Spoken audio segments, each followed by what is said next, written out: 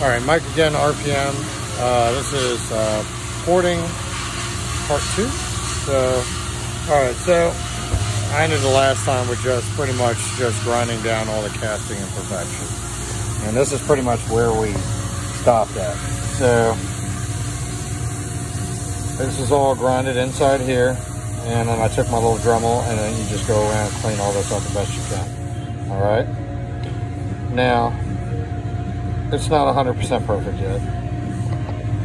So, if you actually look down here, most of all the casting imperfections are gone all the way around. Also, we've opened it up a little bit. All right, now we come in here and then we just sand everything nice and clean. Now, you can take it one step further and polish it if you want, but this is absolutely fine.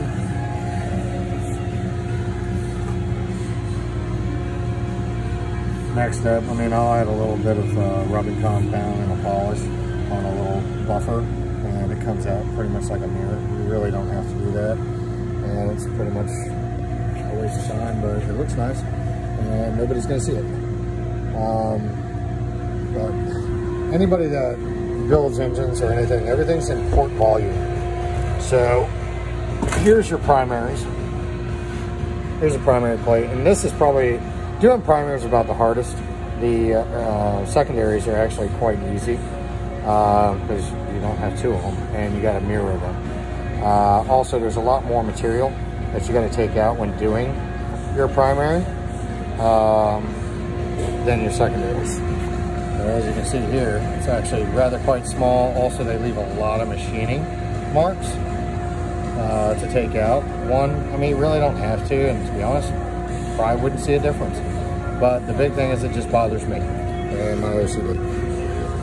So here you have the primary here. Now this is just all just dust. So here, porting files. Anyway, so here's your sanded enlarged. So I make it bigger. But you can see, like, the casting's not perfect. You see here, it's like high, low, whatnot, all the way through.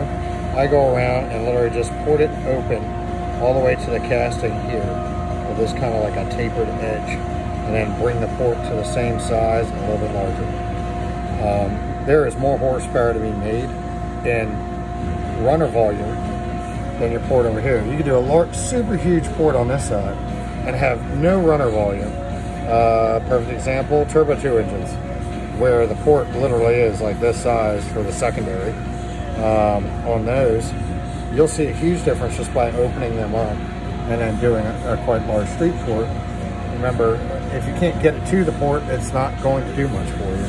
So I try to make them as large as I can while still leaving plenty of material without hitting any jackets or anything. And then that's pretty much that. So there's your factory port there, and then here's after we've taken all the material out to clean it up. And then you want to do everything kind of like a CNC. So like when I port, I do long motions. Don't do any short stopping motions. You want to, and if you want to get to a matched size, what I will typically do is I will take my my bit, and you will come in sideways a little bit here. So I'll come in sideways. So don't go straight down. Go straight down. One, this is actually quite thick material, so you're gonna have to push really hard, and you don't want to do that. So we want to do it very smooth and neat. So what I'll typically do is I'll go ahead and form our bottom down here, and it doesn't have to be perfect. All we want to do is just get our match all the way around. So you get your port carved in. Then you go back and you're going to massage slowly at different angles. So you're going to start like this, get down in here, then slowly start tapering it out like this, and slowly change your angle as you're doing it. Now, when doing the sides here, because this is a straight line, well, pretty straight, either way, you don't want it to be all bumpy and crazy looking, and you want to make sure it doesn't, you know, you don't take too much out and whatnot in one spot. So what I typically do is I'll come through, and I come straight through, and I just start cutting like this. Go back and forth, even strokes. As I get closer, and then it'll be tapered inward at an angle, not straight, when I first do it. So you get your line, and get all the way back to your line right here, okay? Then, once you get your port and everything's all done all the way around, and it looks perfect, then start carving inward, okay? So you get your straight line across. You can use less pressure to do it, so nice, light, even strokes, no forcing, just nice, light, even strokes, like a CNC machine. You don't want to get it, because if it gets out of control and you take too much out here and you're trying to even it up, sometimes you can go too far. So like I said, light, even strokes all the way across, and then I just start, so you're going to go like this, get your port, then slowly start walking it in till this is straight up and down, okay? Then, after I'm done with that, and I've already got this all the way in, then I start going inside, and I come around on the inside, and I taper it the opposite direction, okay? And now same here, all the way across here, you get your angle, and then start, and then just get your port shape. Then you can start tapering it in, nice and clean. Now we flip to this side, you'll see what I mean. So, also, 2 2x4s and a flat piece of wood make a great holder for doing your plates. Kind of get a little better angles. So you can see here, it is tapered in. So what I did here is long, even strokes across.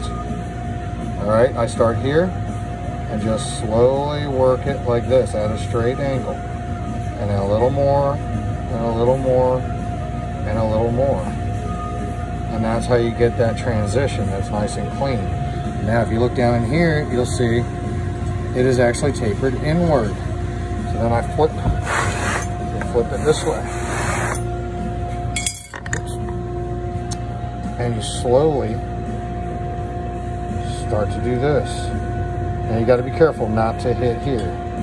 So this is the last part I clean up after I do all this. Just in case you tap the corner here, you still have material there to kind of clean it up. But I usually get all this cleaned up first, and you're going to do a light taper. And you don't have to get too crazy inside here, because that's what this guy's for. That's why you use this. So this is going to get down inside here and really round that bowl nose on the inside right here. Okay, so the part where, you know, you really got to be in like this, and could cause you to nick the inside here where your oil seals ride. Okay, you do with that. Now what I do is I just start it and do a little bit, maybe like a 20-degree angle here, and just get it nice and clean, all the way around, and you get your edge. Get that edge perfectly straight, okay? And then bevel, bevel, and then here, most of the work is all done with your sander here, or your little ball, okay? Up in here. Now you will have to come in, after you've cleaned the inside of here with that, you'll have to come in and kind of just straighten up your edge up in here. And that's pretty much boarding. It's more or less time consuming than anything. Find a good, you know, bad plate. I mean, you can get them all the time from places that are bad. I mean, it's a paperweight anyway.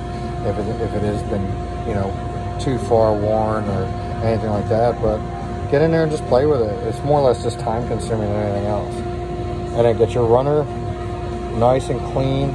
And now don't forget, you have to port match this to the intake manifold so that you can get the best out of it. But other than that, that's porting. Each port is typically about an hour, roughly, to get, you know, from this to this. So when people ask me to give them a $150 port job, I'm literally just going to cut the face. but you'll be here for a long time to do it right. Anyway, so that's porting part 2. Now, I will be doing a video where I will port a port from start to finish, but I don't have anybody to hold the camera right now. And then edit it and whatnot, so you guys will get a better feel for what I'm talking about. Long, even strokes as much as possible, and light pressure, okay? And just be gentle, and then just work the curve or work the line, and you can't go wrong. So just be very neat and tidy and clean with it, and you'll have a good result. All right, guys, take it easy.